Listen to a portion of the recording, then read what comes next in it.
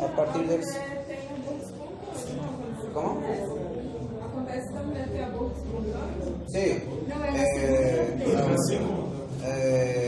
Sí, suele haber, ¿verdad? Cuando ya reacciona. El problema es que la reacción generalmente ocurre a partir del segundo embarazo, porque el primer hijo es la sensibilización. La sensibilización por el antígeno D principalmente, el antígeno D, no es espontánea, necesita contacto con la sangre. Con el contacto con la sangre extraña es lo que va a desencadenar entonces la producción de esos anticuerpos. Pastor, aqui não tem a vacina? Sim, né? Porque, por exemplo, no meu caso é exatamente esse, quando eu tive minha primeira filha, eu tomei a vacina. Ela nasceu, al nacer, na sala do parto. sí, y justamente. Ela nasceu, veio a moça com a vacina e já me deu na hora. Y justamente, ¿qué hace? Y eso, a eso iba a llegar. Porque justamente el primer hijo es la sensibilización. O sea, no es desde el inicio de la gestación que voy a producir estos anticuerpos, recién cuando entra en contacto la sangre materna con el hijo. De ahí que comienza a producirse los anticuerpos y no hay cantidad suficiente para producir una reacción intensa. De ahí que es menos del 3% la posibilidad de que reaccione. Ahora, en el segundo embarazo, ¿verdad? Como ya fue sensibilizada, ¿verdad? Ya hay mayor reacción, entonces aumenta a 20-30% la posibilidad de reacción. Estamos hablando de probabilidad, ¿verdad? Entonces en el tercer embarazo aumenta más la probabilidad de reacción, hasta un 50%. En el cuarto embarazo un 75%.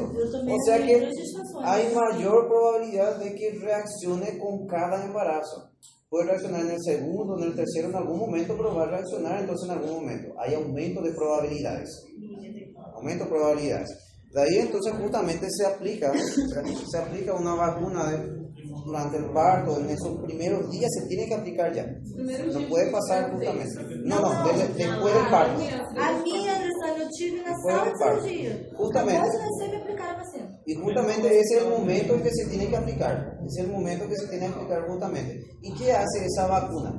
Se llama vacuna anti-D justamente. Anti-D. El antígeno D, que era el más antigénico justamente, que habíamos comentado. ¿Recuerdan? Los antígenos A, C, D, E, C, D, E, y que el D mayúscula era el más reactivo. Y la vacuna anti-D, la que se aplica, lo que hace es eliminar estos anticuerpos que se elaboraron. Entonces, trata entonces de que se eliminen, de modo a que el siguiente embarazo vuelva a ser como su primera vez. Y vuelve a ser la sensibilización. Vuelve a ser entonces la sensibilización. Essa vacina serve para que o meu bebê não próximo não nasça com sanguíneo? No, es que no nazca con grupos sanguíneos. Es para eliminar tus anticuerpos que vos produjiste. Para eliminar de tu cuerpo. Entonces el siguiente embarazo que va a pasar vuelve a ser como la primera vez, la sensibilización. Professor, mas são probabilidades, né? Probabilidad, ¿no? Porque tem a amiga da minha mãe, o primeiro embaraço dela, ela teve aborto espontâneo, aí no segundo ela conseguiu segurar o bebê, aí ela tentou ter o terceiro, que era muito tempo atrás, ela não sabia. Para que tengan noción nada más, yo no debería estar aquí si eso fuera 100%. ¿Verdad? Sí. Si era 100% de probabilidad. Son probabilidades, ¿verdad? Para tener idea nomás. Incluso mi hermano, que también factor RH positivo, no debería de haber nacido con problemas, ¿verdad? No debería de haber nacido. Mas sua mãe não tomou a vacina? No tomó. ¿Puedes creer? No es que no existía, sino que nuestro sistema de salud aquí en Paraguay era muy malo en la época. Ahora no es que está mejor, pero por lo menos hay protocolos que seguir. No es que está mejor el sistema, pero hay protocolos, por ejemplo, que tengan que seguir. Entonces, por más malo que sea el médico, ¿verdad? Por lo menos tiene una listita de qué tiene que hacer. Por más malo que sea. Ahora tiene que ser muy malo ya, ¿verdad? Muy malo ya para que no cumpla con esos requisitos. Por lo menos hay un listado de todos los exámenes que tiene que pedir a la madre embarazada en su primera consulta prenatal, tanto de enfermedades infecciosas y principalmente la tipificación que no puede faltar.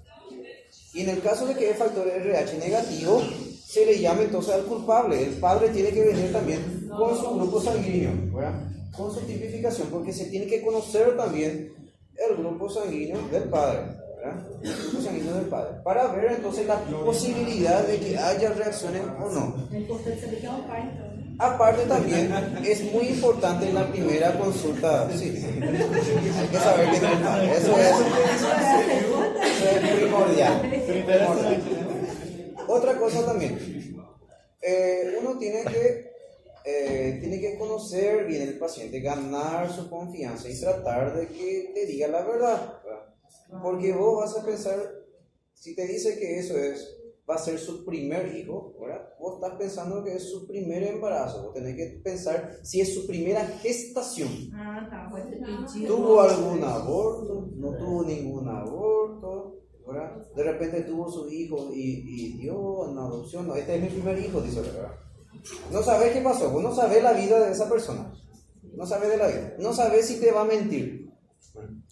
No sabes si te va a mentir, ¿verdad? Entonces hay que tratar de ganar la confianza lo máximo posible y si hay sospecha, pedir justamente el test de Kunz que mide la cantidad de estos anticuerpos en la madre. Si sale negativo es porque no tiene y no hubo entonces un contacto previo.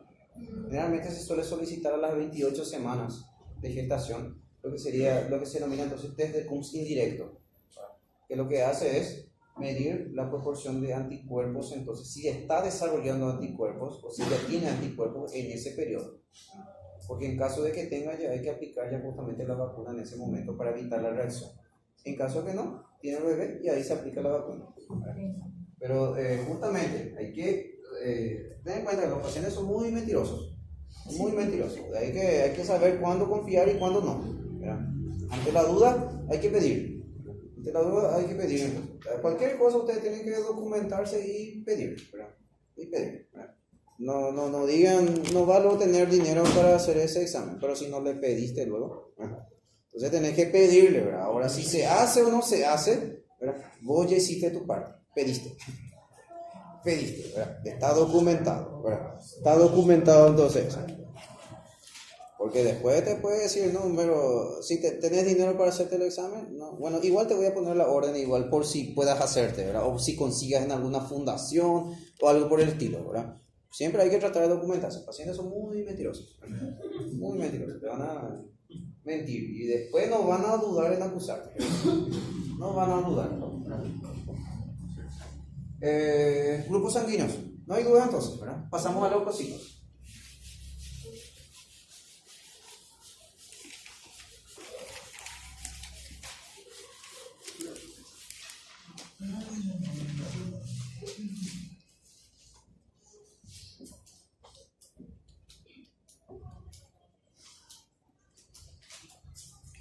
Nosotros ya habíamos comentado de los leucocitos cuando hablamos del tejido conjuntivo.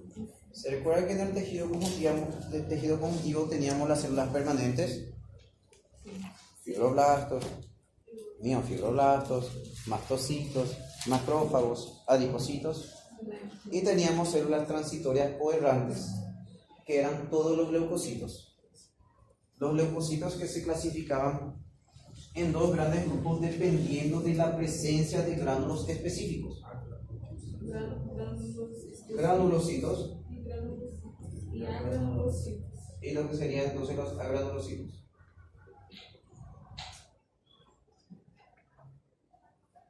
Granulocitos y agranulocitos. En cuanto a su cantidad, entonces vamos a tener que los leucocitos tendríamos en valores absolutos de 4.000 a 10.000 leucocitos por ml o milímetro cúbico de sangre. O sea, es grande la diferencia con la cantidad de glóbulos rojos o eritrocitos, que se medía en millones.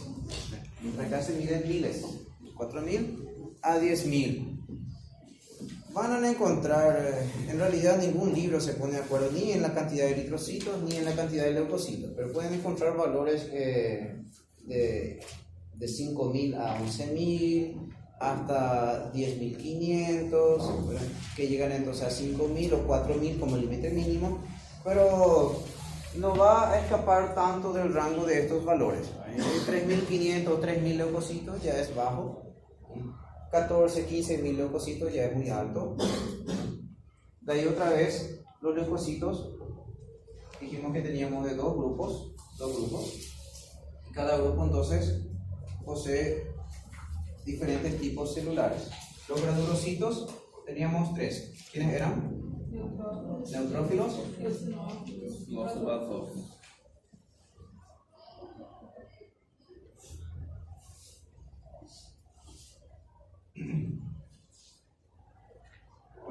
Principal diferencia de los leucocitos con los eritrocitos: tienen núcleo.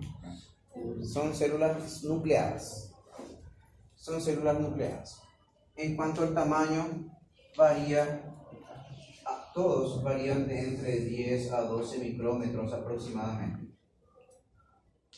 10 a 12 micrómetros aproximadamente. La diferencia entre los tipos de granulocitos se da por la presencia de sus gránulos específicos. De ahí que el neutrófilo tiene un citoplasma claro, pero su núcleo es bastante variable, tiene varias lobulaciones. De ahí que podemos encontrar varias lobulaciones en lo que serían los granulocitos. Serían entonces los granulocitos. El citoplasma es claro, posee sus gránulos específicos de características neutras, de ahí su nombre. Ahora, el eosinófilo, núcleo similar al neutrófilo, pero vamos a encontrar con muchos gránulos eosinófilos, de ahí su nombre, eosinófilo. El basófilo, vamos a encontrar con gránulos basófilos, de ahí su nombre, entonces. En cuanto a cantidad, vamos a tener que el neutrófilo es el más abundante. Vamos a tener que va a ocupar parte de lo que sería en un promedio un 60% de todos los leucocitos. 60% de todos los leucocitos son neutrófilos, entre 50 a 70%. Los eosinófilos de 2 a 3% y los basófilos menos de 1%. En realidad nuestro libro dice menos de 0,5%. Son muy escasos, es que son bastante raros. Entonces eso en cuanto a la proporción de nuestros glóbulos rojos. Ahí ya está bien.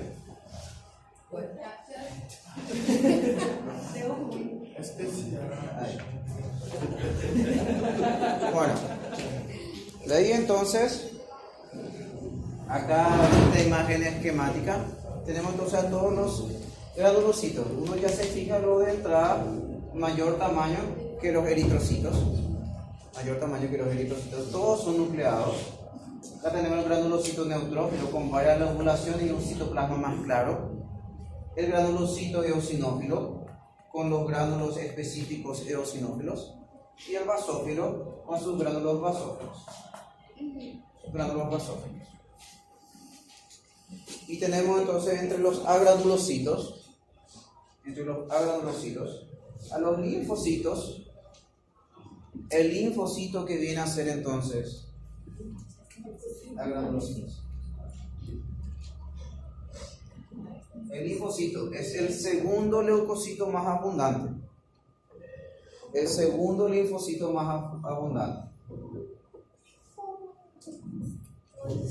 Vamos a tener entonces un 30%, entre 20 a 40%, un 30% de todos los leucocitos corresponden a los linfocitos. Los linfocitos que tienen un tamaño muy variable, pero la mayoría son pequeños, de entre 6 a 30 micrómetros, pero la mayoría, un 90%, son linfocitos pequeños que se aproximan más al tamaño de 6 micrómetros. La mayoría. Pero vamos a encontrar con un tamaño bien variable de entre 6 a 30 micrómetros pueden alcanzar. Y tenemos los monocitos, que viene a ser el tamaño promedio, es el más elevado de todos. El tamaño promedio del monocito es de 18 micrómetros. 18 micrómetros.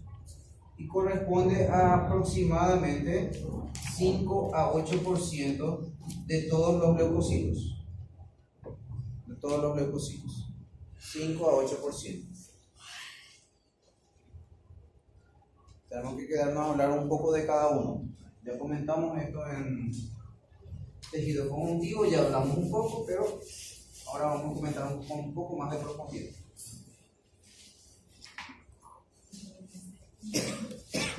Esta ya es una imagen más real y representativa de lo que se ve de un prótesis sanguíneo. Muchos eritrocitos, pocos leucocitos. Acá se observan dos leucocitos. Este que es un...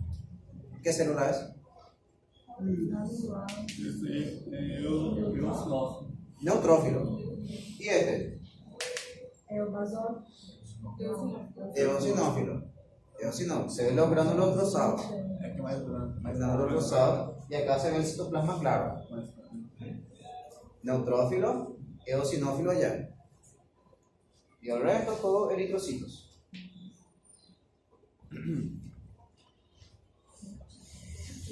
Las plaquetas vamos a hablar de eso. Los neutrófilos. Vamos a tener entonces en los neutrófilos tres tipos de gránulos. Los gránulos específicos, que son los secundarios, más pequeños, abundantes. En estos gránulos entonces vamos a encontrar varias enzimas y péptidos antimicrobianos.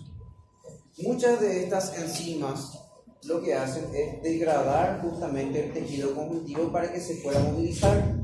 Se recuerdan que son células errantes, de ahí que pasan desde la sangre al tejido conjuntivo. Y para moverse por el tejido conjuntivo tienen que degradar justamente los componentes de la matriz extracelular para poder movilizarse a ese nivel.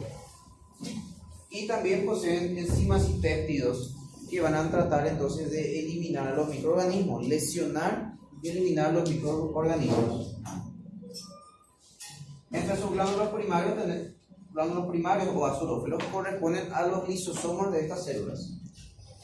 A los lisosomas. Son más grandes pero menos abundantes. Entonces tienen varias hidrolasas, defensinas y péptidos antimicrobianos que ayudan entonces a degradar estos microorganismos. Los gránulos terciarios, más proteínas y enzimas que tratan de degradar la matriz.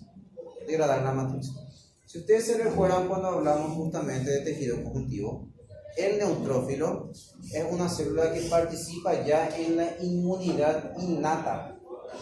Inmunidad innata es la inmunidad con la que uno nace. La inmunidad innata corresponde a varios tipos de defensas. Tenemos barreras físicas, como la piel y las mucosas. Tenemos barreras químicas, como lo que serían las secreciones de las glándulas, el ácido gástrico, que son barreras químicas que ayudan también a neutralizar justamente microorganismos. Y tenemos células que actúan también como defensa inespecífica, o sea, que reconocen microorganismos que no pertenecen al cuerpo, proteínas que no reconocen al cuerpo, y lo que van a producir es fagocitosis. Entonces el neutrófilo es un fagocito. ¿Qué significa que sea un fagocito? Produce fagocitosis. Tiene la capacidad entonces de englobar un microorganismo, y al englobar va a formar entonces unas vesículas que se denominaban fagosomas. ¿Se recuerdan cuando hablamos de fagocitosis? Unas vesículas que serían los fagosomas, en las cuales van a liberar justamente sus enzimas hidrolíticas y antimicrobianas para producir entonces destrucción y degradación de ese microorganismo, liberando entonces materiales inocuos para la persona, o sea, que no producen daño, que no van a producir daño. El núcleo del neutrófilo generalmente es muy variable, puede tener varias lobulaciones, de ahí que se puede observar, por ejemplo, de esta forma, con 4 lobulaciones. Lobulaciones nucleares. lobulaciones nucleares. En realidad el núcleo es bastante variable, va cambiando con el tiempo, va modificándose.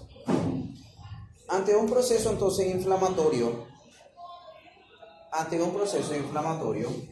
la liberación entonces de los gránulos de los mastocitos, ¿se recuerdan de los mastocitos cuando hablamos de tejido conjuntivo?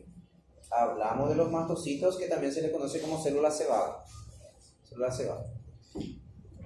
que era una célula muy parecida al basófilo de la sangre. Salió eso en el examen. Parecido al basófilo de la sangre, estaba emparentada con el basófilo. Los gránulos eran muy parecidos y sus componentes justamente también eran muy similares.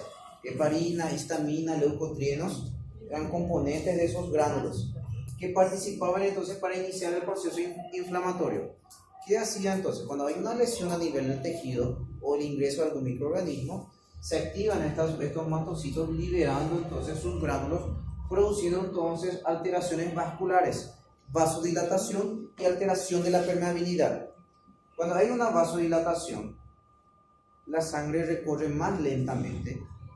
Eso hace que el leucocito se pueda adherir con facilidad a proteínas receptoras que tenemos en la membrana del endotelio. Se adhieren con más facilidad porque van a fluir con mayor lentitud. Aparte, hay una alteración de la permeabilidad que permite abrir unos surcos por los cuales puede atravesar, este neutrófilo puede atravesar para pasar al tejido conjuntivo.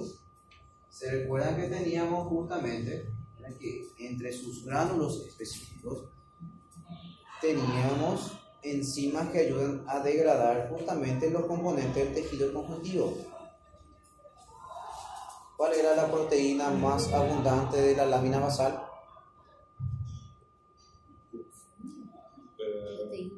Proteína más abundante de la lámina basal de los epitelios.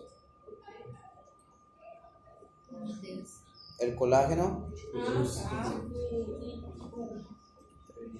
Tipo 4. 6.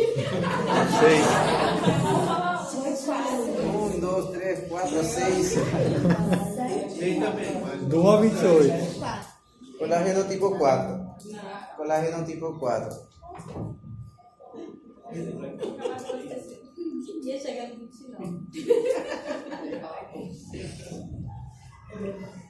Para degradar las proteínas de la lámina basal tiene colagenasas que le permiten justamente atravesar colagenasas, fosfatasas, metaloproteinasas. Todo eso entonces le permite migrar, ¿verdad? Migrar por el tejido conjuntivo atravesando la lámina basal, ¿verdad? Y recorrer por el tejido conjuntivo. ¿Y cómo se movilizan? Se movilizan entonces siguiendo factores quimiotácticos. ¿Qué serían esas moléculas quimiotácticas? Esas moléculas quimiotácticas son liberadas por células que sufrieron lesión o que ya están actuando en el sitio de la lesión. En el sitio de la lesión, las células que fueron lesionadas liberaron ciertos químicos que actúan como factores quimiotácticos. Aparte, las células que ya están actuando a ese nivel liberan más factores quimiotácticos. De ahí entonces que el leucocito se va a movilizar de donde hay menos factores quimiotácticos a donde hay más factores quimiotácticos. O sea, de esa forma sabe hacia dónde se tiene que dirigir. Va siguiendo ese gradiente de concentración. Va siguiendo el gradiente, donde hay menos hacia donde hay más. Entonces se moviliza siguiendo entonces los factores quimiotácticos para que pueda cumplir su función. En el caso de que se trate de un microorganismo, fagocitar. Entonces, el neutrófilo tiene receptores que permiten detectar antígenos de superficie de las células, antígenos de superficie de los microorganismos, permite detectar anticuerpos que ya se unieron a los microorganismos o proteínas del complemento. ¿Se recuerdan que cuando hablamos de proteínas plasmáticas, hablamos que la principal era la albúmina, 50%, teníamos las inmunoglobulinas o anticuerpos, inmunoglobulinas, y teníamos los factores del complemento también, que actuaban en la inmunidad, y dijo que íbamos a comentar más adelante. Aquí están los factores del complemento. Acá tenemos el microorganismo, los factores del complemento se unen a su superficie y el neutrófilo tiene un receptor que detecta esos factores del complemento. Acá tenemos entonces receptores para la porción FC de los anticuerpos. Los anticuerpos, cuando se trata entonces de una inmunidad específica, dijimos que tenían la función justamente o de lesionar el microorganismo directamente o señalizar y dejar marcado para que otras células de defensa también puedan actuar más rápidamente. De ahí entonces le detecta con facilidad por medio de estos receptores las células que ya están fijadas a los anticuerpos, se unen entonces a esos receptores y pueden llegar a ser fagocitados por el neutrófilo. Aunque no esté unido al anticuerpo, igual puede detectar por los antígenos extraños que poseen. También tienen receptores para esos antígenos extraños. De ahí que actúa en la inmunidad inespecífica. No necesita que ya conozca ese microorganismo. Va a detectar como algo extraño. Pero si ya conoce y ya hay anticuerpos, detecta más rápido. ¿Se entiende, verdad? Va a detectar más rápido y va a actuar más rápido. Pero aunque no tenga los anticuerpos ni los factores de la proteína del complemento, igual puede detectar. Igual puede detectar. Solo que si ya está marcado, va a detectar más rápidamente. Más rápidamente. Entonces va a actuar entonces con mayor facilidad, produciendo entonces la fagocitosis, proyectando entonces esos pseudópodos o lamelipodios que se producía justamente por la proliferación de unas proteínas del citoesqueleto. ¿Cuál era esa proteína? Que producía la proliferación y la formación de esos pseudópodos. ¿Cuál era la proteína del citoesqueleto que producía eso? La producción de estos pseudópodos, estas proyecciones. ¿Qué proteína del citoesqueleto? Microtúbulos, filamentos de actina, filamentos intermedios. Los filamentos de actina. Los filamentos de actina son los que van a polimerizarse y producir justamente esas proyecciones para producir entonces la fagocitosis. Se va a formar el fagosoma, se va a liberar el producto de sus gránulos, ¿verdad? Y se va entonces a digerir a ese microorganismo. Van a dejar entonces fragmentos que ya son inocuos que se pueden liberar por exocitosis y ya no producen daño. Ya no producen daño. Neutrófilo entonces. Neutrófilo que actúa ante cualquier proceso inflamatorio. ¿Qué proceso inflamatorio? Vamos a tener que es ante un proceso inflamatorio, es la primera célula que va a llegar. De ahí que es la célula que predomina en la inflamación aguda. Inflamación aguda. O sea, que es la primera célula en ser reclutada para llegar al sitio de la lesión y producir entonces la inflamación aguda. De ahí que podemos encontrar una imagen que le indique justamente con predominio de polimorfonucleares. ¿A qué se refiere? A los neutrófilos. Por la variabilidad de sus núcleos. Predominio de polimorfonucleares.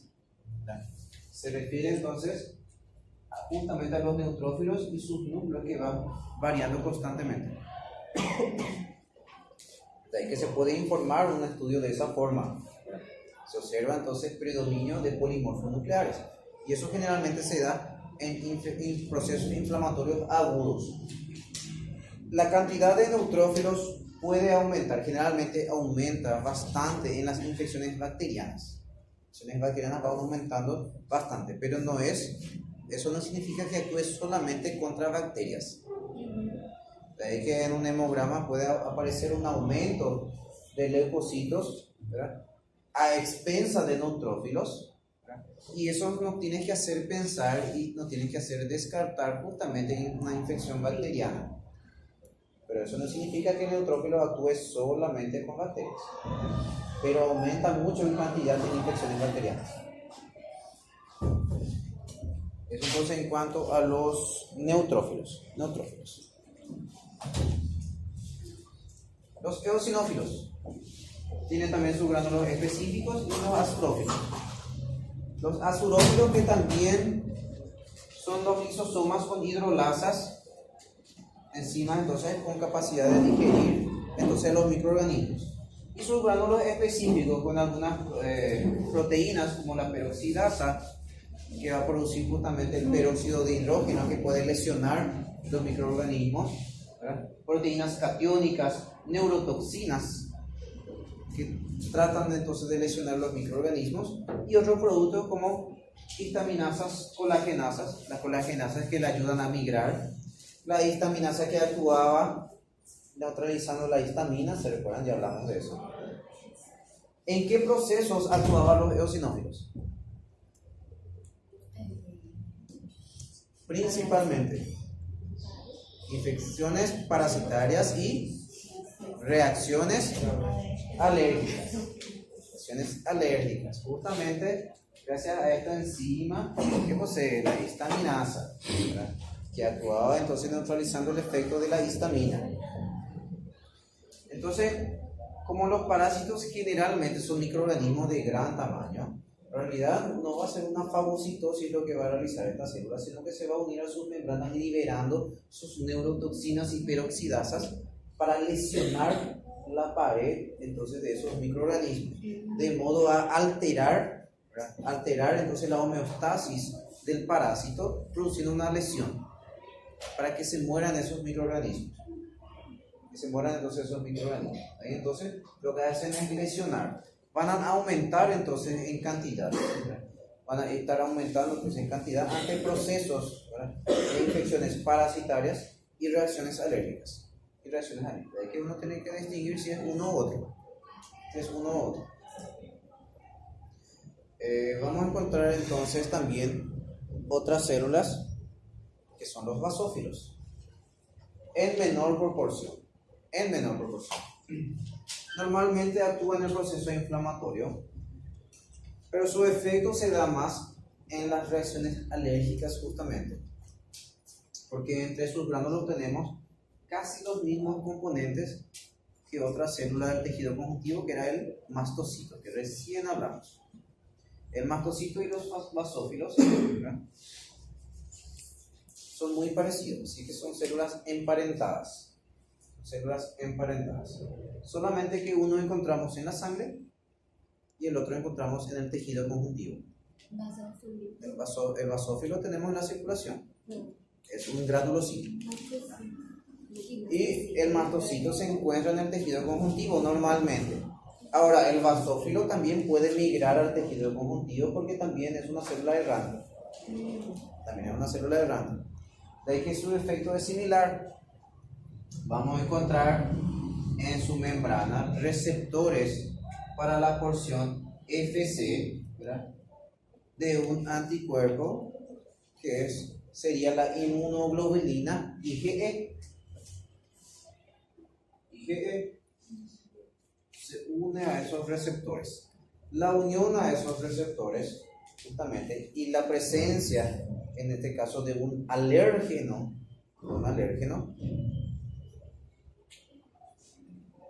produce una degranulación exagerada de sus gránulos específicos, produciendo entonces una reacción inflamatoria también exuberante o exagerada.